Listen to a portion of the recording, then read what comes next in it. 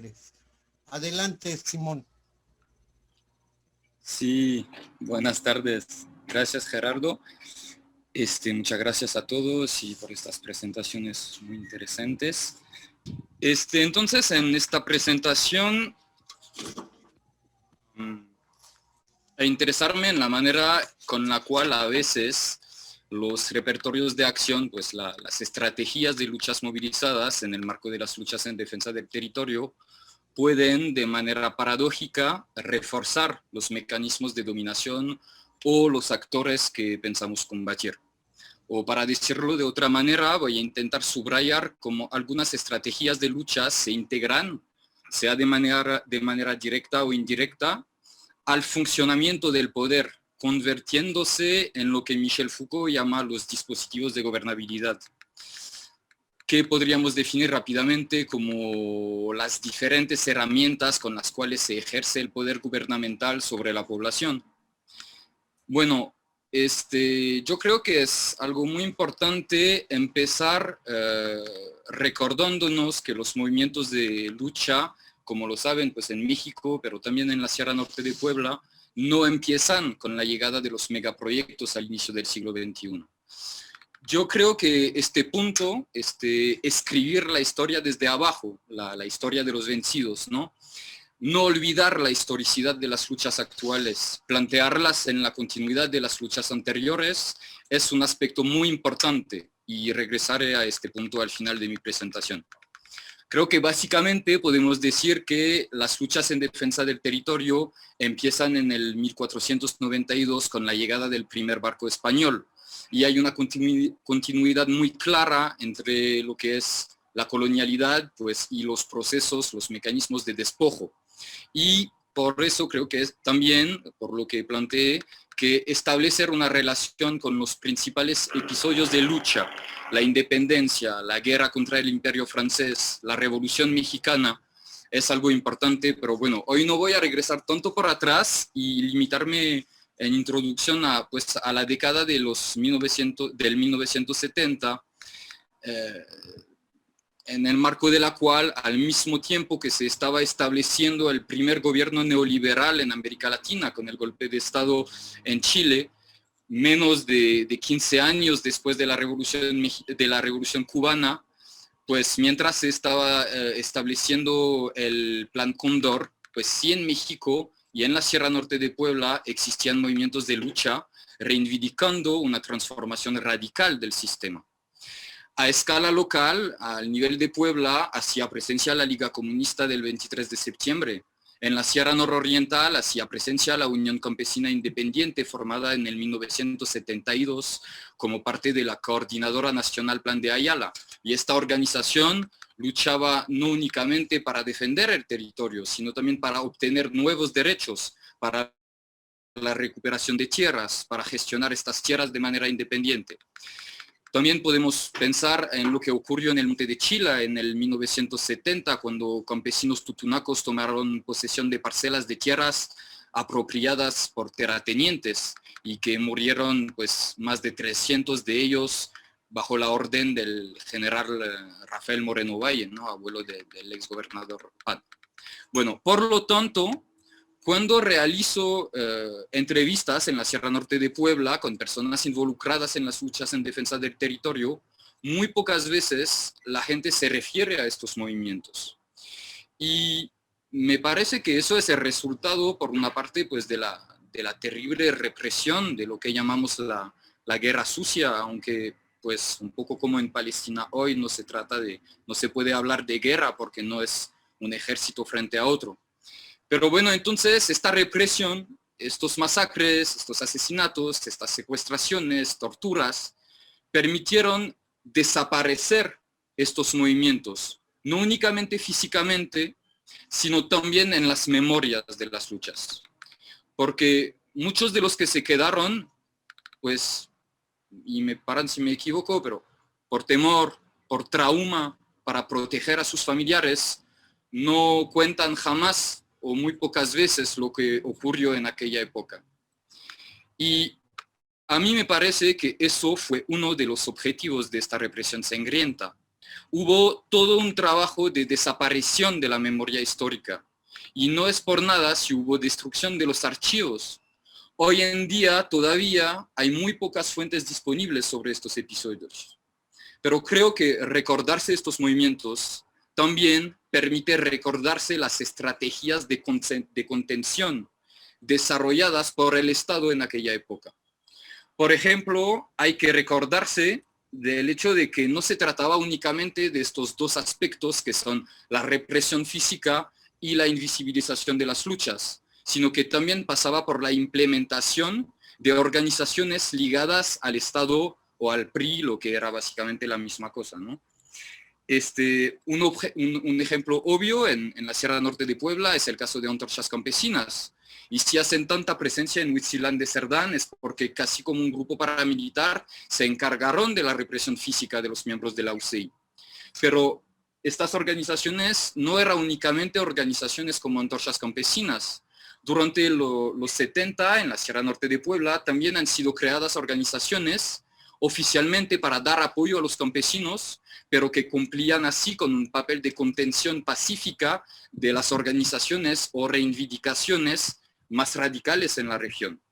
Y eso es un aspecto que también pude observar en el caso colombiano con la creación de cooperativas, con todo este movimiento cooperativo al final de los 70, y en Colombia, por ejemplo, en las regiones donde la guerrilla hacía presencia, pues estas cooperativas, siendo apoyadas por el gobierno, representaban un vínculo entre las poblaciones locales y el Estado central. Y en el caso de la Sierra Norte de Puebla, podemos pensar en una organización como la TOSEPAN, apoyada por el PRI y apoyando por lo menos al inicio los candidatos del PRI, pues de cierta forma podemos decir que organizaciones tales como la TOSEPAN, siendo el vínculo entre el Estado central y las poblaciones locales, forman parte de estos dispositivos de gobernabilidad.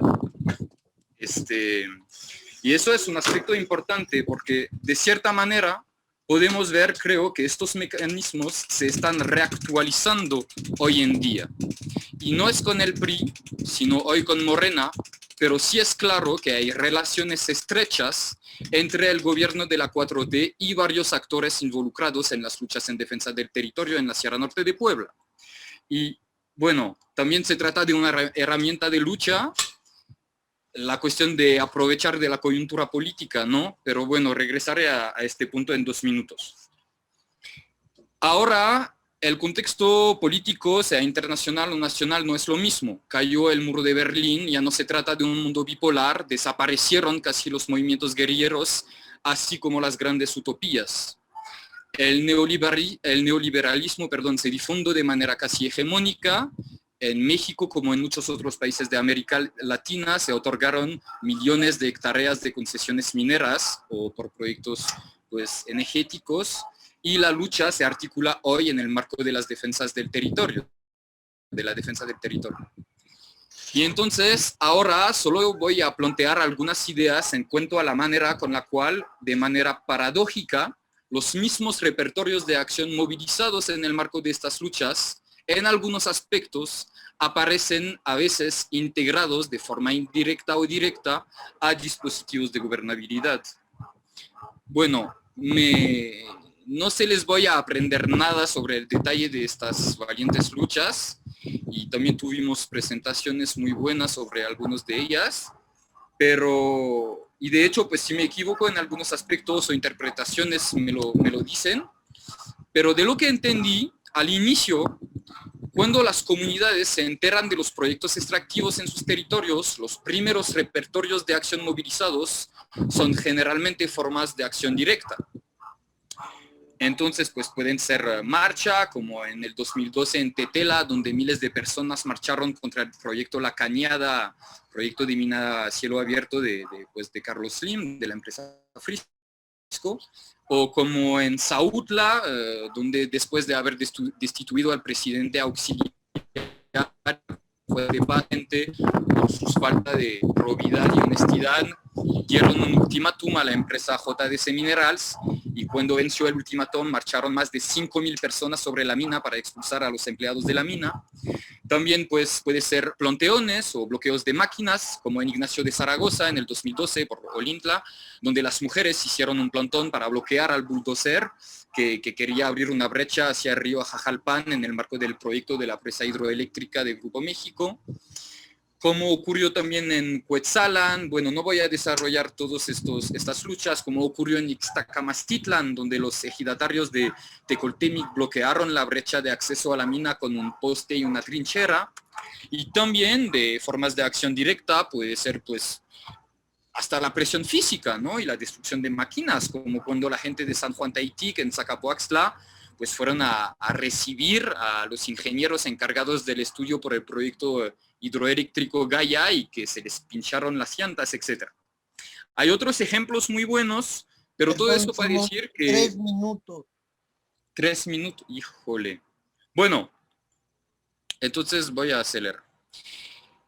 Hay estas formas de luchas de acción directa y luego se van formando colectivos, como por ejemplo el Consejo Chiatlali, quienes van a asesorar a los movimientos locales. Y este asesoramiento va a tomar diferentes formas. Yo quería desarrollar todo un aspecto sobre esta estrategia de aprovechar la coyuntura política y sus límites estratégicas, pero lo voy a dejar aquí y paso directamente por la cuestión del uso del derecho y primero pues de las normas internacionales, porque uno de los impactos de este asesoramiento es orientar las luchas en el marco jurídico y en el uso de las normas internacionales.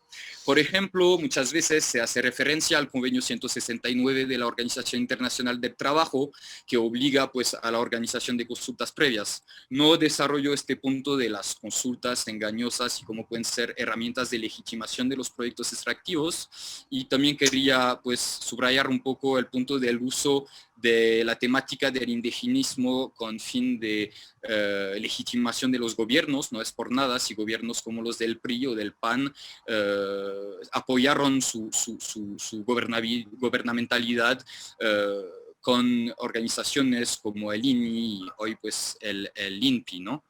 Y también pues quería hablar de las normas internacionales en cuanto al tema de la protección del medio ambiente, porque hay que decir que las mismas leyes que permitieron la neoliberalización y la apertura a los inversionistas extranjeras en cuanto a los proyectos de minería y de hidroeléctricas, estos cambios legislativos se hicieron bajo el discurso del desarrollo sostenible.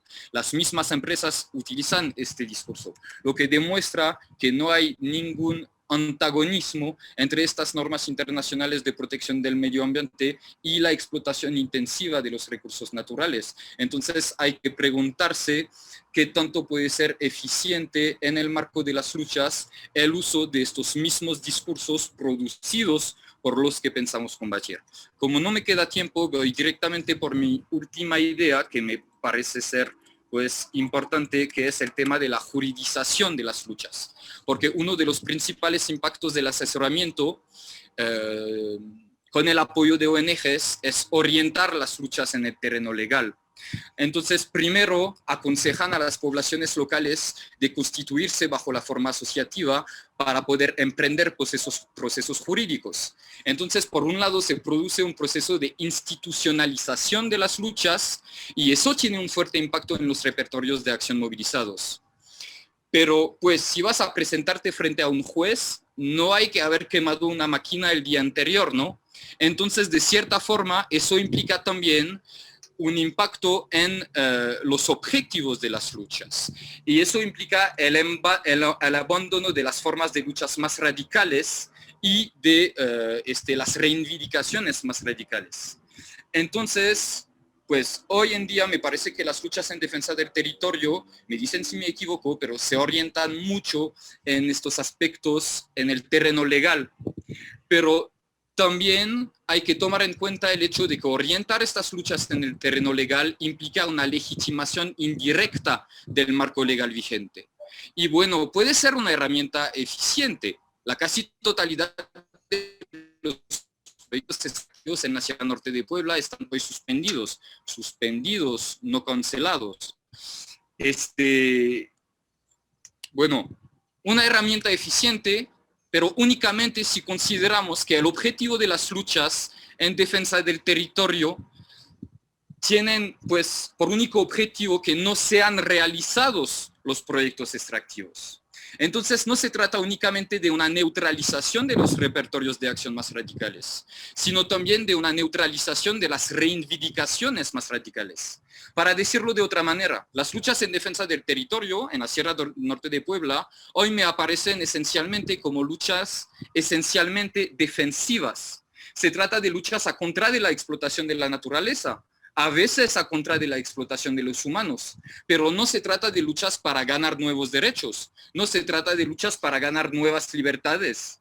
Ganar el conflicto frente al juez es obtener la conservación del statu quo anterior. Pero ¿qué pasó con los objetivos de las luchas radicales anteriores? Quid de los objetivos de emancipación, de autonomía, de transformación radical del sistema económico. De tal forma que, y concluyo con eso, empecé esta presentación diciendo que me parecía esencial recordarnos que las luchas en la Sierra Norte de Puebla no empezaron con los megaproyectos. Y ojalá que no terminaran con ellos. Ok. Muchas gracias, Simón. Yo creo